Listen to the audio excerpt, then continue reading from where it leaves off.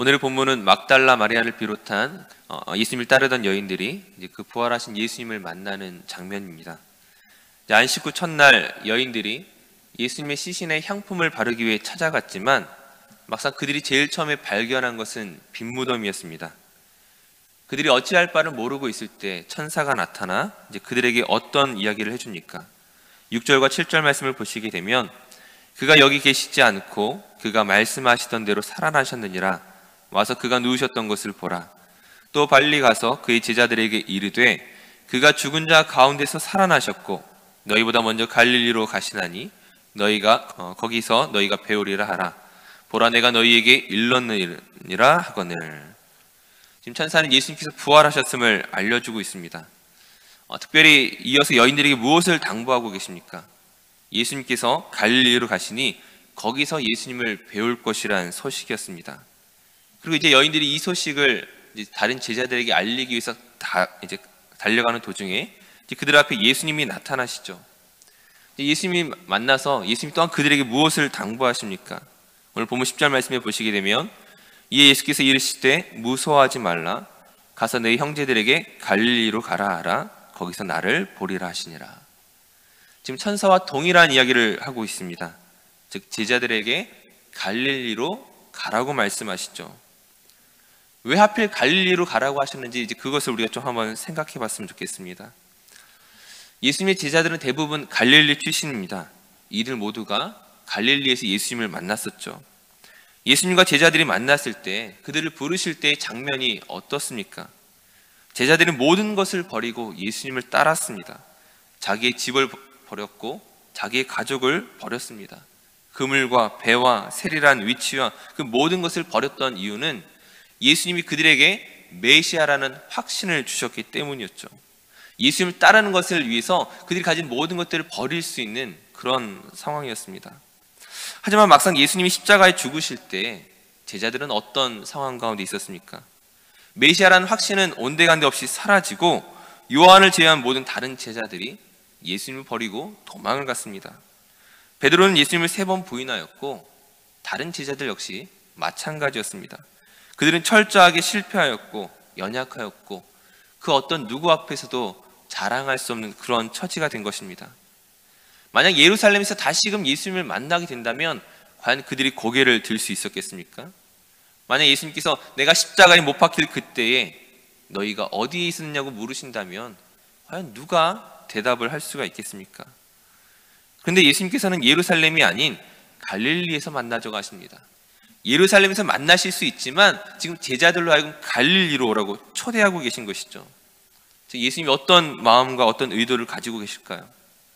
자기의 모든 것을 버려두고 전폭적으로 헌신한 그 뜨거운 열심과 결단을 지금 갈릴리에서 다시금 회복하기를 원하시는 것입니다. 예수님을 처음 만났던 그때의 모습으로 예수님에게 자기의 모든 것들을 걸었던 그 처음 사랑의 모습으로 회복되기를 지금 그 자리로 초대하고 계신 것입니다. 그런 의미에서 우리가 예수 그리스도를 만났던 그 처음 그 사랑을 기억해야 됩니다. 우리 또한 예수님을 만났던 그때에 어떤 상황이었습니까? 어떤 모습이었습니까?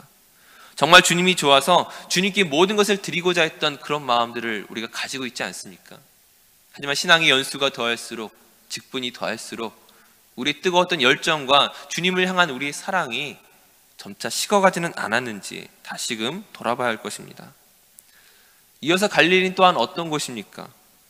갈릴리 지방은 예수님 당시에 가장 낮고 천한 사람들이 모여 살았던 곳입니다. 그 당시 속어로 촌사람이고 무식한 사람들이 모여있는 바로 그곳이 갈릴리였습니다. 그런 의미에서 갈릴리에서 만나자고 하시는 것은 그때 그 시절 낮은 자리에서 우리가 다시금 시작해야 하는 것임을 예수님이 말씀하고 계신 것입니다.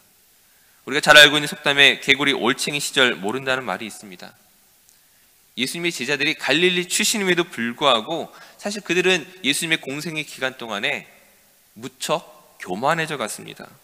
예수님의 인기가 치솟아 올라갈 때 그들 또한 자기들도 무언가 된 것처럼 의시될 때가 있었던 것이었죠. 예수님이 지나가시는 그 길들을 반대하는 사람들이 있을 때 그들을 저주하고 하늘에서 불이 내려 그들을 멸하게 해달라, 이런 말까지 했던 그들의 교만함이 있었습니다. 언젠가 예수님의 좌우편에서 우리는 대단한 일을 맡게 될 것이라는 착각 속에 사실은 그들은 마음이 변해 있었죠. 만약 그들이 부활하신 예수님을 다시금 만났을 때에 그들은 자칫 예수님을 통하여 다시금 새롭게 예루살렘을, 다시금 새롭게 이스라엘을 만들고 그들이 또다시 위대한 자리에 서 있을 수 있을 거라 착각 속에 빠질 가능성이 있었습니다. 그러나 예수님은 예루살렘이 아니라 갈릴리로 오라고 하시는 것입니다. 우리가 시작해야 할 곳은 예루살렘이 아니라 갈릴리다. 너희들이 처음 시작했던 그 자리, 낮은 자리에서 우리가 삶을 시작하지 않으면, 섬김의 삶을 시작하지 않으면은 그것은 하나님의 뜻이 될 수 없다는 것들을 가르치고 있는 것이죠. 이처럼 우리가 신앙의 그 열정과 감격을 잃어버리는 것은 다른 이유 때문이 아닙니다. 우리의 마음이 높아지고 우리의 마음이 강팍해지기 때문이죠. 다시금 우리의 마음을 낮추고 그 낮은 자리에 섬김으로 시작하지 않는다면 우린 위대한 하나님의 일에 온전히 쓰임받을 수 없음을 우린 기억해야 할 것입니다. 마지막으로 예수님께서 갈릴리에서 제자들을 만나셨을 때 그들에게 무엇을 당부하는지 한번 같이 봤으면 좋겠습니다. 우리가 잘 아는 말씀 마태복음 28장 19절 20절 말씀입니다. 그러므로 너희는 가서 모든 민족을 제자로 삼아 아버지와 아들과 성령의 이름으로 세례를 베풀고 내가 너희에게 분부한 모든 것을 가르쳐 지키게 하라. 볼지어다 내가 세상 끝날까지 너희와 항상 함께 있으리라 하시니라. 이 11제자가 갈릴리로 가서 그 예수님을 다시금 만났을 때, 예수님께서 그 지시하신 산에서 만났을 때 예수님이 당부하시는 내용입니다.